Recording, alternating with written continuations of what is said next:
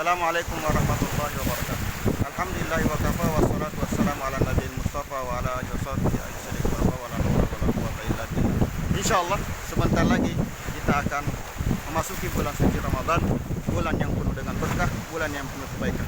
Bertemu dengan bulan yang mulia ini adalah nikmat yang besar dari Allah Subhanahu wa taala yang bisa meninggikan derajat kita, bisa menjadi penyebab kita diangkat derajatnya oleh Allah Subhanahu wa taala di surga nanti. Thalha bin Ubaidillah pernah menyaksikan, sahabat Nabi SAW menyaksikan dua orang yang bersamaan masuk Islam dalam satu peristiwa. Lalu kemudian dua orang itu ternyata tipe berbeda. Ada yang serius dan begitu rajin dalam ibadah, sementara yang satu lagi agak santai dan hanya melaksanakan mungkin yang penting-penting saja.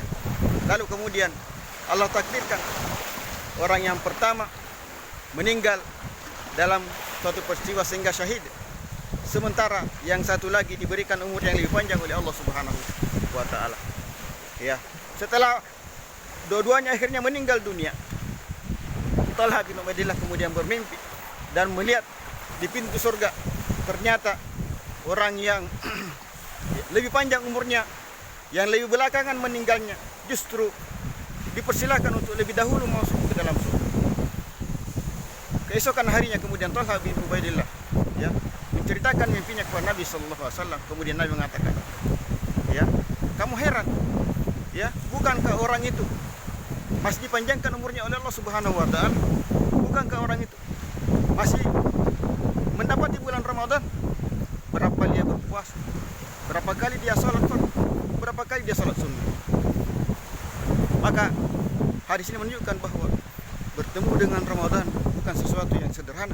Dia kesempatan untuk mendapatkan kebaikan yang begitu besar di sisi Allah Subhanahu wa taala. Maka mudah-mudahan kita diberikan taufik oleh Allah Subhanahu wa taala, diberikan kekuatan iman, kekuatan fisik dan kesehatan, kemudian mengumpulkan kebaikan sebanyak-banyaknya di bulan Ramadan. Karena kalau tidak mudah, maka kita khawatir, kita takut jangan sampai justru keburukan, jangan sampai malah laknat yang kita dapatkan. Malaikat Jibril alaihissalam pernah mendatangi Nabi sallallahu alaihi wasallam. Wahai Muhammad, siapa yang bertemu dengan Ramadan lalu berlalu Ramadan dan dosa-dosanya belum diampuni oleh Allah Subhanahu wa taala, maka mudah-mudahan Allah menjauhkan dia dari kebaikan. Kata Nabi, amin. Abi mengaminkan doa malaikat. Malaikat termulia berdoa dan diaminkan doanya oleh manusia termulia, manusia terbaik, Nabi kita Muhammad sallallahu alaihi wasallam.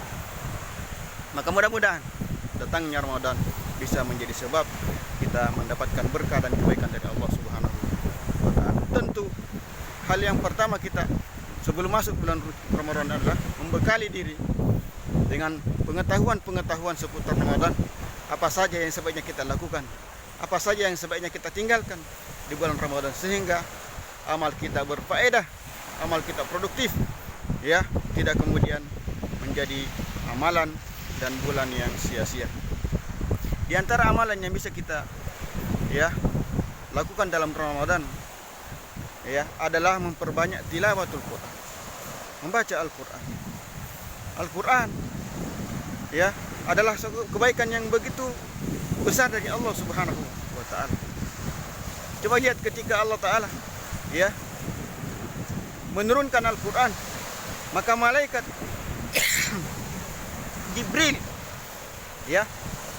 yang menjadi pembawa wahyu menjadi malaikat yang termulia di sisi Allah Subhanahu wa taala. Kemudian diturunkan kepada manusia pilihan Allah taala, Nabi Muhammad SAW pun menjadi manusia terbaik yang pernah ada di atas dunia ini.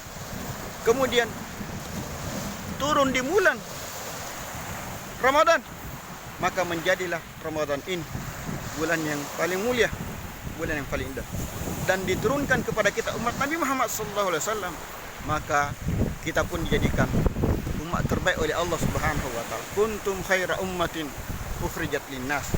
Kalian adalah umat yang terbaik yang dikeluarkan untuk manusia. Cuma dengan catatan di sini ada kata-kata ukhrijat, dikeluarkan. Ini isyarat bahwa kita menjadi terbaik tentu ada syarat dan persyaratan. Ukhrijat, bahwa kita melalui proses Kalau sekolah ya sekolah kemudian di wisuda. Ada proses tarbiyah, penggembelengan yang mentarbiah kita, membentuk kita. Kemudian manusia ya terbaik menjadi manusia adalah Al-Quran ini yang merupakan wahyu daripada Allah Subhanahu wa Ta'ala. Maka Ramadan ya adalah menjadi bulan yang spesial bagi para salafus saleh, para ulama yang kemudian memiliki bahkan majelis.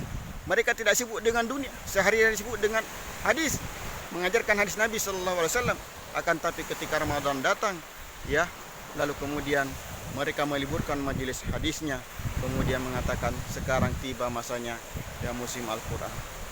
Maka mudah-mudahan dengan Ramadan kita bisa ya menggapai dan memperbaiki hubungan kita dengan Al-Quran. Satu hal yang unik, satu hal yang aneh tapi nyata, kaum muslimin banyak yang kemudian ya dari kecil belajar, alhamdulillah, belajar Al-Quran, mengaji. Akan tapi yang lucu bahwa ketika dia sudah mahir baca Al-Quran, ya, justru dia berhenti mengaji. Ya, justru dia berhenti mengaji. Maka kita sebagai orang yang tidak mau merugi di atas dunia ini, maka kita memanfaatkan ilmu kita. Kita pernah belajar masa kecil, bahkan mungkin dipukul, dimarahi orang tua demi kita pergi untuk mengaji. Maka jangan kita sia-siakan, justru setelah kita pandai mengaji, ya, ilmu kita pintar membaca Al-Quran, kita manfaatkan dengan banyak ya membaca Al-Quran. Ini yang bisa kita sampaikan, salah satu ya amalan kita dalam mengisi Ramadan adalah menjadikan Ramadan sebagai bulan tilawah, bulan banyak membaca Al-Quran. Barakallahu fikum wa jazakumullahu khairan. Wassallallahu wasallam wa barakatuh. Assalamualaikum warahmatullahi wabarakatuh.